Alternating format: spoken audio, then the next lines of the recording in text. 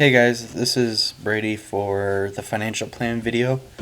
So I'm going to just initially run by some of the numbers and then I'll tell you, kind of break it down and get into the actual financial plan. So I'm looking to need about $5,000 for initial startup costs, and a lot of what I'll be using that $5,000 for is my inventory, the initial like LLC costs, website and website design, and then advertising. So, what I'll be using the $5,000 for is in the inventory. I'll be initially buying 20 units of Spike Ball, 20 units of Can Jam, 10 units of Coob, and 10 units of Beersby. Now, kind of the breakdown structure of that is it'll be $8 per Spike Ball, and I'll get that off of Orbilo. $20 per Can Jam, and I'll get that off of Wayfair. 18 off of Coob, and I'll create that in-house to save some money. And then $20 for Beersby, also doing that in-house to really lessen my costs. But I'll be able to turn around and sell Spike Ball for $55, Coob for $40, 37 for Can Jam, and 40 for Beersby. I will initially, in the first year, spend $3,500 on advertisements. One of the reasons why is that the industry doesn't do advertising well, and so I want to make sure I do it right and really get my name out there, because there's a ton of different ways you can buy it. And my initial like $500 of the 35, I'm going to spend on making those instructional videos that I've talked about. Make sure they're of high quality and that people will be able to interact with them well. And then, of course, with the LLC costs of like $155 and $18 a month for my business website. I don't have a ton of startup costs because I'm a website, but there's still a few. So I'm going to kind of break that down right now. So as we look into year one, I will be at a loss, but with kind of the aggressive nature of my advertising, I'm okay with that loss because I can really see it grow exponentially within the next couple of years.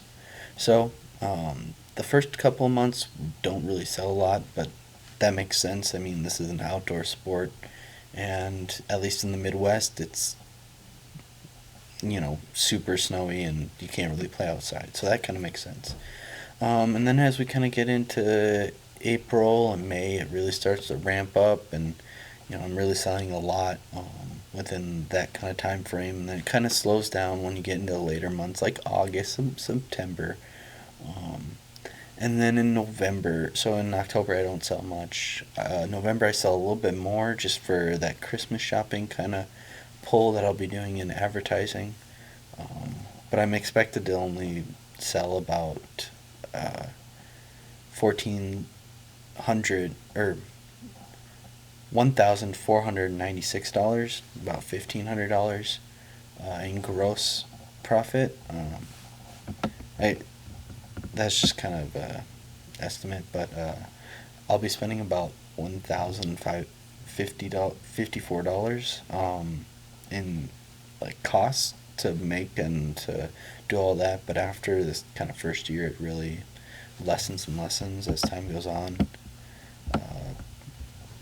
But then I'll be doing the advertising and all that, and that's going to cost about $3,871, so $3,871.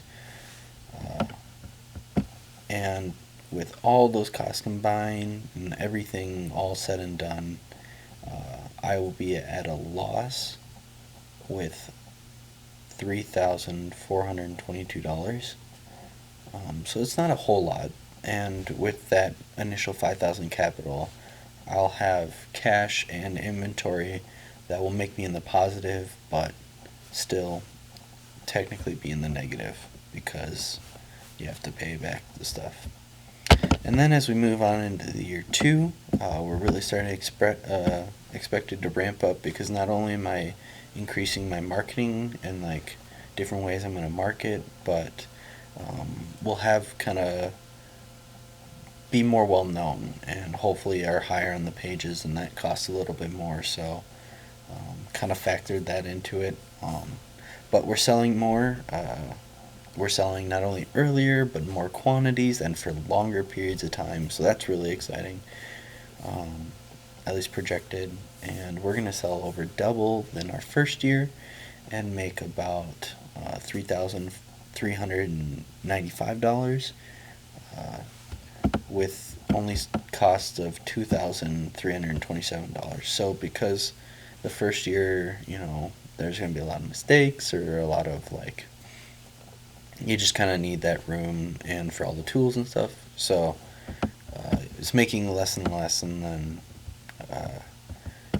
as the more and more I sell, then I'll be able to do maybe less in-house and kind of do more affiliate stuff, and that will definitely lower my costs.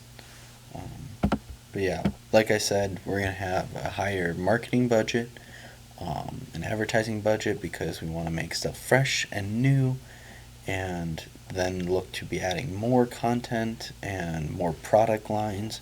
So that's going to add a little bit more cost. So was a little, want to be aggressive in that because we want to get to the top of Google really quick and diversify our ways of marketing. So I left a lot of room for kind of the marketing budget to really shine, because that's really how I'm going to stick out, is kind of the content that I provide. And so there really needs to be that money there to back that up. And so I'll still be in the negative, but with the added costs that I'm doing, and making sure my inventory is always up, and I increase the amount of inventory I'm going to have on hand. I went from kind of having a lower amount to now the minimum is 20 and kind of moving up. Having that higher inventory, it's there. So it looks like I lost a lot, but it's there in assets. And so I'll still be at a loss of $3,468. But I think with the added advertising cost and the extra inventory I'm housing, I think that's still pretty good, and I think it'll just continue to grow exponentially. And kind of once we get into year 3, we won't need to do as much advertising because it will already be a well-known and established brand, and it will, at least in the market, and will hopefully, as we build more product lines, we can then kind of deduct that deficit, that loss that we're at right now. But yeah, that is all. Thank you very much. Bye.